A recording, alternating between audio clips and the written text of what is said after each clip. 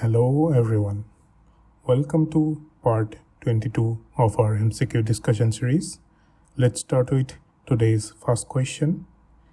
If there is fat malabsorption, the fat in the diet should be of option A, saturated fat, option B, hydrogenated fat, option C, polyunsaturated fat, option D, medium chain triglycerides. इसका correct option होगा आपका option D, medium chain triglycerides.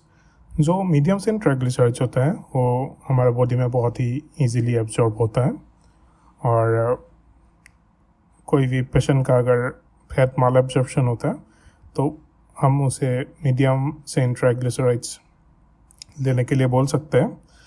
लेकिन saturated fat, hydrogenated fat, polyunsaturated fat etcetera हम generally avoid करने के लिए बोलते हैं, क्योंकि किसी भी पेशेंट को अगर सीलिएक डिजीज़, पैंक्रियाटाइटिस या फिर कोन्स डिजीज़ एक्सेट्रा होता है तो उन पेशेंट को जनरली फैट डाइजेशन करने में मुश्किल होता है। तो हम जो भी फैट इजी टू डाइजेस्ट होता है वही पेशेंट को लेने के लिए बोलते हैं। चलिए देखते हैं हमारा next question. Consider the following statement. Statement 1, porous surface like bread or fermented food absorbs less fat. Statement 2, greater the surface area of the food, absorption of fat takes place more. इसका options दिया गया है। Option A 1 is correct but 2 is incorrect. Option B 1 is incorrect but 2 is correct. Option C 1 and 2 are correct. Option D 1 and 2 are incorrect. इसका जो correct answer होगा वो होगा आपका option B, 1 is incorrect but 2 is correct। क्योंकि जो हमारा porous food होता है, जैसे हमारा ब्रेड हो गया, फर्मेंटेड फूड हो गया, ये सब जनरली ज़्यादा फैट एब्सॉर्ब करता है।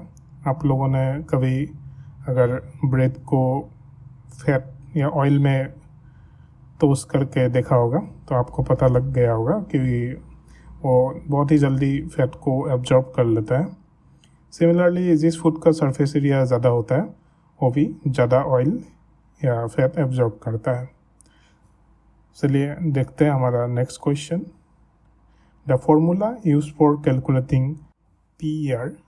Option A, PER equal to gain in weight by protein intake. Option B, PER equal to gain in weight by intake of nitrogen. Option C, PER equal to gain in height by protein intake. Option D, PER equal to gain in height by intake of nitrogen. इसका जो correct answer होगा वो होगा आपका option A, PER equal to gain in weight by protein intake। जो हमारा PER value होता है, it indicates efficiency of particular protein. High value of PER suggests protein is more effective for growth. इससे हम एक्चुअली प्रोटीन का जो quality होता है उसको एसेस करने के लिए यूज़ करते हैं। हम अभी दूसरा मेथड्स भी यूज़ करते हैं, जैसे हमारा protein digestibility corrected amino acids score हो गया, या फिर हमारा digestible indispensable amino acid score हो गया, DIASS। ये सब भी हम आजकल ज़्यादा यूज़ करने लगे हैं। चलिए देखते हैं हमारा आज का next question. This is not a wheat product. Option A maida, option B oats, option C semolina, option D macaroni. इसका जो करेक्ट ऑप्शन होगा, ये तो बहुत इजी क्वेश्चन नहीं है, आप लोग आंसर कीजिए कमेंट सेक्शन में। इसका करेक्ट ऑप्शन होगा ऑप्शन बी ओट्स। ओट्स तो व्हीट प्रोडक्ट नहीं है, बाकी मैदा हो गया आपका, सेमोलिना हो गया, या फिर मैक्रोनी हो गया, ये सब व्हीट प्रोडक्ट है। चलिए देखते हैं हमारा आज का नेक्स्ट क्वेश्चन। ए डेस diet is helpful in treating inflammation of gall bladder. इसका ऑप्शन दिया गया है। Option A low calorie low fat, option B low calorie high fat, option C high calorie low fat, option D high calorie high fat. इसका जो correct answer होगा वो होगा आपका ऑप्शन है लो कैलोरी लो फैट। हम अगर गल ब्लडर का कोई भी इन्फ्लेमेशन है पेशेंट को, तो हम जनरली लो कैलोरी लो फैट डाइट को सजेस्ट करते हैं। और यहाँ पे मैंने दूसरा भी टाइप का डाइट मेंशन किया है, ये शायद मैंने पहले भी दिया था आपको। फुल लिक्विड डाइट हम पोस्ट सर्जरी रिकवरी में देते हैं। सॉफ्ट डाइट हम जिसको डिफ़िकल्टी इन चूइंग होता है या फिर सेलोइंग होता है उसको देते हैं। जो लो रेसिड्यू डाइट होता है वो हम क्रॉन्स डिजीज, अल्सरेटिव कोलाइटिस ये सब में देते हैं। कीटोजेनिक डाइट हम वेट लॉस या एपिलेप्सी पेशेंट को देते हैं। और जो लो सोडियम डाइट है वो हाइपरटेंसिव पेशेंट को, और ग्लूटेन फ्री डाइट हम सीलिएक डिजीज़ के पेशेंट को देते हैं। और लो जीआई डाइट हम डायबिटिक पेशेंट को देते हैं। ये सब हमने पहले भी देखा था। चलिए देखते हैं हमारा आज का next question. When fat enters the duodenum, a hormone dash is secreted in the intestinal wall. Option A pepsin, option B cholecystokinin, option C bile, option D choline. इसका जो करेक्ट आंसर होगा वो होगा ऑप्शन बी cholecystokinin।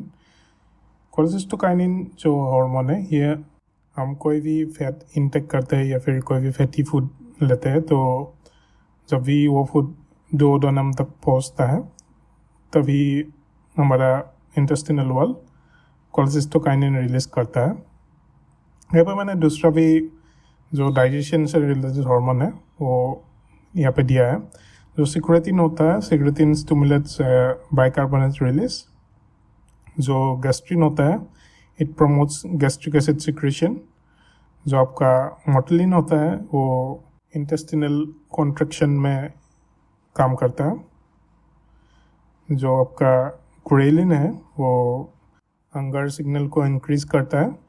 जो आपका GIP है वो digestion process को स्लो करता है और इंसुलिन को बूस्ट करता है।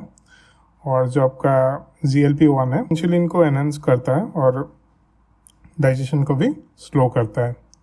हम जनरली डायबिटिक पेशेंट को GLP वाला ड्रग्स भी देते हैं। ये डाइटिशियन के लिए इतना इम्पोर्टेंट नहीं है तो मैं इसका डिटेल्स में नहीं जा रहा हूँ। चलिए देखते हैं हमारा next question. Inflammation of gall bladder is called as option A cholangitis, option B cholelithiasis, option C cholecystitis. इसका जो करेक्ट ऑप्शन होगा वो आपका कोलेसिस्टाइटिस होगा। जो हमारा कोलेसिस्टाइटिस है उसमें गॉल ब्लैडर का इन्फ्लेमेशन देखा जाता है। और जो आपका कोलेंजाइटिस है बाइल डक्ट का इन्फ्लेमेशन को रिप्रेजेंट करता है। और जो आपका कोलेलिथियासिस है ये formation of gallstones in gall bladder है। और जो आपका कोलेलिथियासिस है ये आपका presence of gallstones in common bile duct को रिप्रेजेंट करता है। तो चलिए देखते हैं हमारा आज का next question. This is a common metabolic complication of cancer. Option A hypercalcaemia, option B hypernatraemia, option C hypocalcaemia, option D हाइपोनाइट्रेमिया। हमने पहले भी बहुत बार ये प्रीफिक्स या सफिक्स होता है इसमें बहुत ही ज़्यादा एम्फोसाइज किया है। जो हाइपर होता है, हाइपर मतलब ज़्यादा, और कैल्सीमिया कैल्शियम से रिलेटेड है, और नाइट्रेमिया आपका सोडियम से रिलेटेड है। एमिया मतलब आपका कोई भी चीज़ ब्लड से अगर रिलेटेड होता है तो उसको रिप्रेजेंट करता है। तो उससे ये आप आंसर एलिमिनेट कर सकते थे। और इसका करेक्ट आंसर होगा आपका ऑप्शन है हाइपर कैल्सीमिया। जो कोई भी अगर मेटाबॉलिक कॉम्प्लिकेशन से कैंसर से रिलेटेड तो ब्लड में कैल्शियम का लेवल बढ़ जाता है, क्योंकि कैल्शियम बोन में रीअब्जॉर्प्शन नहीं हो पाता है। जो हमारा हाइपर कैल्सीमिया है it often seen in cancer patients, particularly in lung cancer, breast cancer, or multiple myeloma patients. It is generally increased due to bone reabsorption or tumor production of parathyroid hormone related protein. Let's move to our next question. This is one of the consequences of advanced cirrhosis. Option A cardiacitis, option B ascites, option C meningitis, option D cholangitis. इसका जो correct option होगा आपका option B ascites. Ascites जो हमारा यहाँ पे मैंने diagram में भी दिखाया है आपको, ऐसे स्टोमक में फ्लूइड जमा हो जाता है जो जनरली हमारा सोडियम रिच फ्लूइड होता है। और जो आपका कार्डाइटिस हो गया, ये आपका हार्ट का इन्फ्लेमेशंस को रिप्रेजेंट करता है। और मेनिंजाइटिस तो आपको पता ही है, जो हमारा ब्रेन में मेनिंजिस करके मेम्ब्रेन है, या फिर स्पाइनल कॉर्ड में जो मेनिंजिस करके मेम्ब्रेन होता है, उसका इन्फ्लेमेशन को हम मेनिंजाइटिस बोलते हैं। और आपका कोलिनजाइटिस आपका बाइल डक्ट का इन्फ्लेमेशन को रिप्रेजेंट करता है। ये हमने आज पहले भी डिस्कस कर लिया, तो चलिए देखते हैं हमारा इसका next question. In ketonuria dash is executed in the urine. Option है acetone, option B beta hydroxy butyric acid, option C alpha hydroxy oleic acid, option D beta hydroxy acetic acid. इसका जो करेक्ट ऑप्शन होगा वो होगा आपका option B beta hydroxy butyric acid.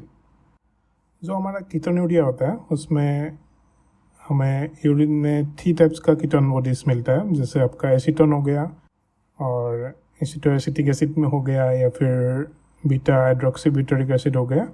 ये तीनों हमें मिलता है, लेकिन जो मोस्ट एबंडेंट क्वांटिटी में होता है वो आपका बीटा हाइड्रोक्सी ब्यूटेरिक एसिड होता है।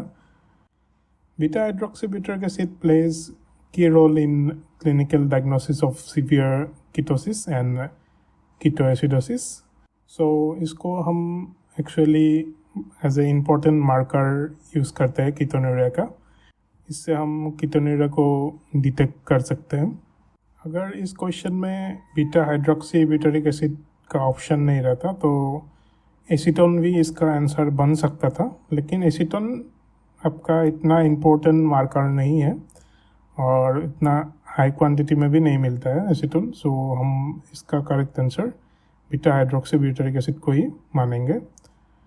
तो आज के लिए इतना ही था friends. Thank you for watching the video. इसका जो PDF है ये आपको टेलीग्राम चैनल में मिल जाएगा, इसका लिंक आपको डिस्क्रिप्शन बॉक्स में भी मिल जाएगा। तो hope you like the video and thank you for watching.